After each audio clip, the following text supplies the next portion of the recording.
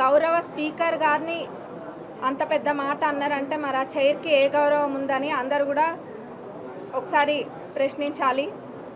ఖచ్చితంగా వారిని సస్పెండ్ చేయాలి. వాళ్ళ వైఖరి ఎట్లుందంటే మొగుడిని కొట్టి నోరప్ప చెప్పిండ్రు అంటారు కదా, 100% అట్లనే ఉంది. నిన్న గవర్నర్ ప్రసంగం జరిగింది. కనీసం వారు ఏం మాట్లాడుతుండ్రో కూడా ఎవరికి వినిపించకుండా వీళ్ళు ఎంత గోల గోల గోల, ఒక కాలేజ్ స్టూడెంట్స్ లేకపోతే ఏదైనా ఎక్కడికైనా వెళ్తే ఎట్లుంటుందో అంత రాదాంతం.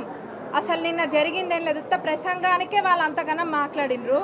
మరి వాళ్ళు గత 10 సంవత్సరాలలో ఎన్ని ఇబ్బందులు పెట్టినరు. అసలు కనీసం ఇటు ప్రతిపక్షంలో ఉన్న లీడర్స్ వైపు కనీసం చూసి మాట్లాడిన వైఖరి కూడా లేదు.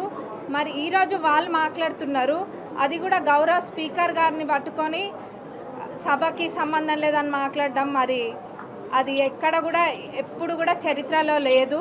దీన్ని అందరూ యువత కూడా అందరూ గమనియాలి, ప్రతి ఒక్కరు. ఎందుకంటే వీళ్ళది ఒకటి బీఆర్ఎస్ స్కూల్కి పోయి నేర్చుకోవాల్సింది ఒకటి, ఎట్లా అబద్ధం చెప్పాలి. పిహెచ్డి, అందులో వాళ్ళందరూ కూడా పిహెచ్డి చేసి ఉన్నారు అబద్ధం చెప్పడంలో.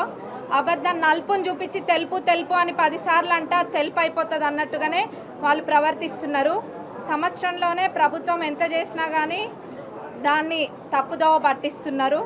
అవి అందరూ కూడా గమనిస్తున్నారు. ఇప్పుడు ఇవన్నీ పక్కన పెడితే ముఖ్యంగా వాళ్ళు దళిత ముఖ్యమంత్రిని చేస్తా అని చెప్పి కూడా చేయలేదు.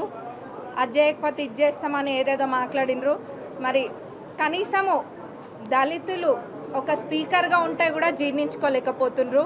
మరి వీళ్ళు ఎవరికేం నేర్పాలనుకుంటున్నారో అందరూ కూడా ప్రశ్నిస్తారు. ఖచ్చితంగా వీళ్ళ సస్పెండ్ చేయాలని అందరం కూడా కోరుకుంటున్నారు.